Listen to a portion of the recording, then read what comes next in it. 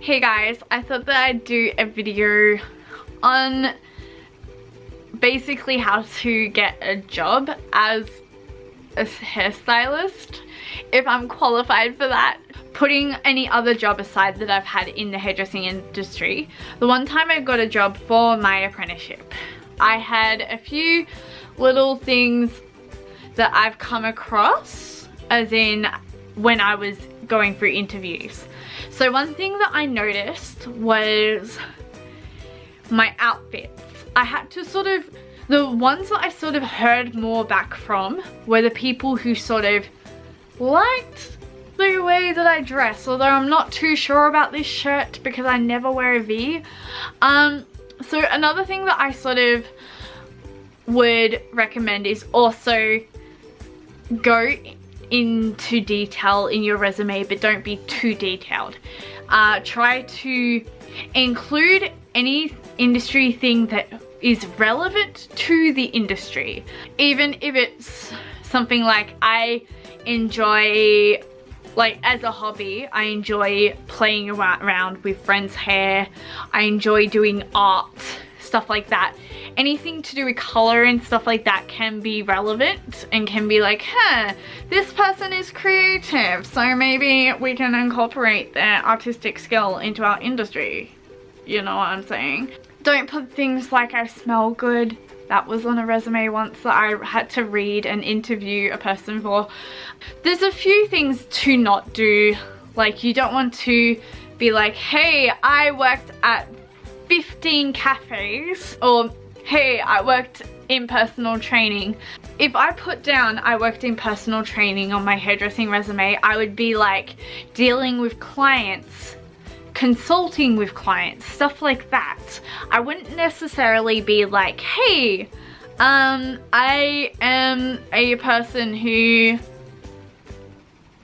does PT work, I do weightlifting and stuff. Don't include that stuff. Include the points that are relevant to the industry. Also, if you've done any education, say if you've done your certificate 2 in hairdressing, then I'd recommend putting that on your resume too. Once you've gotten to the interview stage, you want to sort of ensure that your hair's done. Mine's not done the best, like this ponytail is probably really bad. However, like my fringe, I've curled my hair a little bit to sort of give it a little bit of neatness for the video and just hidden everything behind there, so don't take my hair at the moment as an example. Hairdressers are there for hair. So if your hair doesn't look good, or it doesn't have potential to look good, or you make no effort in there, how are you going to make effort for the clients? Hairdressers are also in the fashion industry, so you want to sort of make sure that you're dressed the part. You want to look like a hairdresser. For instance, hairdressers have a reputation of wearing a lot of black, mainly so we can use one of these to color in bleach stains. But hairdressers have a reputation of wearing a lot of dark colors, and they have a reputation of wearing fashion. So that's something that's really important to look into as well. Now, you also need to remember a lot of the demographic for hairdressing clients are young adults to elderly adults. You don't want to be talking about things that are really fluffy. You want to sort of keep the conversation to a mature level, which is something that I struggled with at first. For instance, if somebody wants to talk about the news, go for it. Don't talk about your binge drinking on the weekend, or if you've got kids, sometimes it's okay to bring up little details in an empathetic method. Only do it if it feels right. Don't push information onto your clients.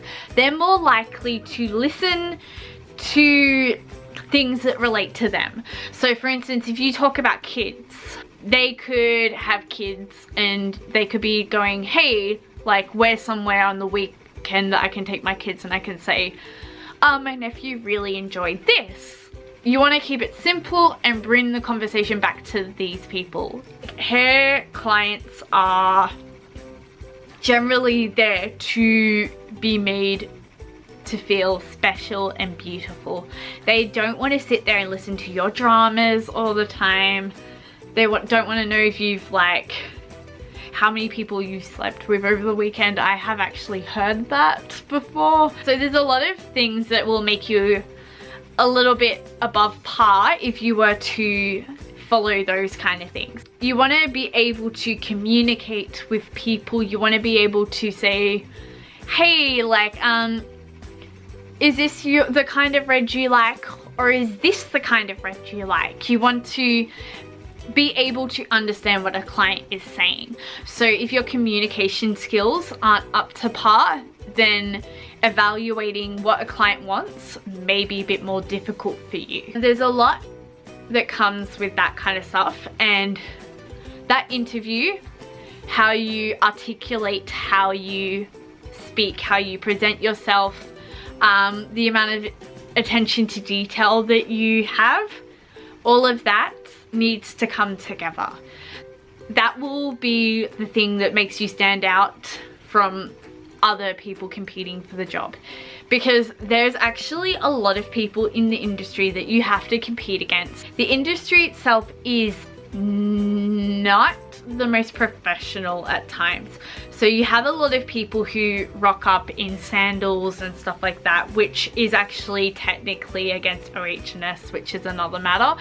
However, if you can be more professional and more up to par, then that sets you out from other people. Hopefully this video helps you a little bit with getting interviews for apprenticeships and stuff like that. If you can't get in an apprenticeship due to age, I highly recommend going and doing a fast track course and going to salons and saying, hey, I'm happy to work as a salon assistant for a little bit. You can even get people to give you free education to like sort of swap for trading, sort of helping them out in the salon. I love how I'm talking about communication and stuff, and it's like blah. So I think that those are probably the most helpful things for getting a job. So it's presentation, interest in the industry, a presentable resume that's not too cluttered with other stuff, and I guess how you represent yourself as a whole. Anyway, I will let you go. Okay, bye.